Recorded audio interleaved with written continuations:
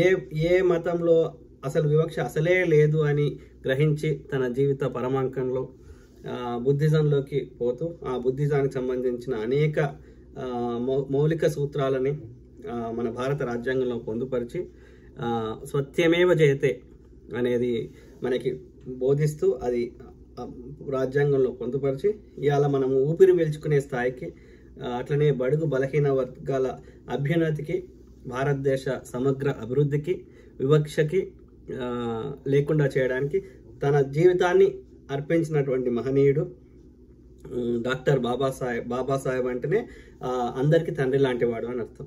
So అట్లాంటి మహనీయుని యొక్క జయంతి సందర్భంగా సో శుభాకాంక్షలు. So thank you doctor Babasaheb ji, thank you.